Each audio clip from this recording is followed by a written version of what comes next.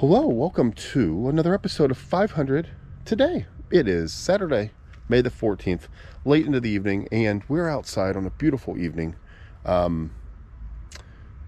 what, 6 hours ago? 5 hours ago, you would not think that we would be able to be outside for the show today. It was rainy, it was windy, it was a crazy race. Colton Hurdle with an amazing drive. He, before the race, said he hopes it rains because that's the chance that he had, and by God, he did it. He kind of guessed right with tires at the right time, first one to change, and just absolutely had an amazing drive. There's so many great videos of saves that he had and corrections, and he earned that one. A fantastic run by him. Simon Pagino was second, coming from 20th. A great run by Simon. Will Power from pole to third. He had a really challenging race, but he was kind of right there all day. Really good job out of him. Marcus Ericsson from 18th to 4th, and he just was near the top most of the race. An amazing drive by him. Connor Daly from 4th to 5th. He was right there again in the top 6 to 8 all day. Fantastic run by Connor Daly. Felix Rosenquist from 6th to 6th. Takuma Sato from 13th to 7th. Great run by the two-time Indianapolis 500 champ. He was right there. Callum Illett from 7th to 8th, staying in the top most of the day. Lundgaard from 8th to 9th. Again, right there. Good car. Not many mistakes. Was right where he needed to be. Scott Dixon from 21st to 10th. Scott was all over the place. Lap down, back on the lead lap down, all over the place for Scotty D. Rossi from 16th to 11th. Rossi looked like he had a really legitimate chance. He was on wets when the rain kind of came out, but then all of a sudden it didn't. The track dried up and he kind of got stuck. But they rolled the dice. He improved 5 positions. So good job for Alexander Rossi. He was really... Again, it was one of those things where it looked like things were falling right in place for him. But a good run with everything going on. David Malukas, 24th to 12th. A great run out of him. I mean, that's really impressive. Fantastic job out of him. Jack Harvey from 9th to 13th. He had a little bit of fun with Romain Grosjean. I think Romain called him an idiot or something like that. They kind of came together, and it was technically Jack's fault. He got penalized for it, but it's one of those things where you probably could have gone either way. Elio from 19th to 14th. Calderon from 25th to 15th. A fantastic run from him. Ray Hall from 12th to 16th. Again, Ray Hall ran right into the back of Kyle Kirkwood. It's like Kirkwood choked up and Ray Hall just ran right into him, and fortunately for him, that was a penalty. He had to go to the end of the line and finish 16th. Grosjean from 10th to 17th. He had an exciting day, spun. He's just... There's a lot of interviews before the race. This is how I'm driving. You have to deal with it. This is why I want to come over here, because the competition and the driving's so good. He is going to be kind of that big attraction that people are going to look at and see, okay, who's he racing hard against? Who's he competing against? And it's good for the sport. He's a heck of a driver, and it's really exciting to have kind of that other personality, somebody new in the sport of IndyCar, not of racing, but you know what I mean. Palou from 2nd to 18th had some issues. For a time there, it looked like he was guessing right with tires, but just had too many issues and kind of got stuck with the weather, as many people did. Pato O'Ward from 5th to 19th, spun it, was looking really good as well. He and Paolo were really, they were right there. And then Scott McLaughlin from 11th to 20th. All those guys were right there near the top, had issues with the weather. McLaughlin actually spun under yellow, was kind of going. It's weird, the TV did a little story, hey, be careful, stay with it for a couple laps, and then the track's going to dry up, and then literally 30 seconds later he spun it on a yellow flag lap. Di Francesco from 17th to 21st. Jimmy Johnson from 27th to 22nd. He had a spin as well, dealing with the weather. VK from 15th to 23rd. Montoya from 23rd to 24th, he was having a heck of a run, and then wrecked the car. Newgarden 3rd to 25th, he was going after $1 million for winning at the street, road, and oval. Had issues real early, actually went out late to pass Kirkwood in final position. Kirkwood had issues, and then Dalton Kellett had issues as well.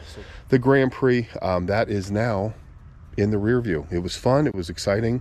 I thought Will Power was just going to run away and hide. I think he is an amazing driver on this course. He got 3rd place, which is kind of remarkable to, considering the day he had. He was consistent, but he was kind of all over the place. That's what I keep talking about, a lot of people. But it was just, it was more exciting than normal because of the weather. The weather really just threw a wrench into everything. The weather just caused different strategies. You didn't really know what was going on. You didn't know who was coming in.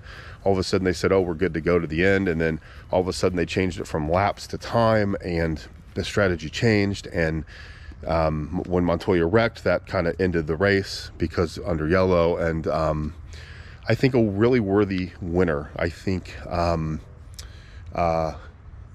Herta really was, he was ballsy, he was gutsy, he went for it. There is a couple saves where he literally, I mean, his hands are not all the way around, but they're pretty close. He had an amazing save, kind of towards the middle of the race. And again, early, he rolled the dice, came in quick, changed the tires, and then, gained 14 spots pretty quick. So he is a worthy champion, a fantastic drive by him. These guys have got a couple days to relax. Tomorrow is Sunday.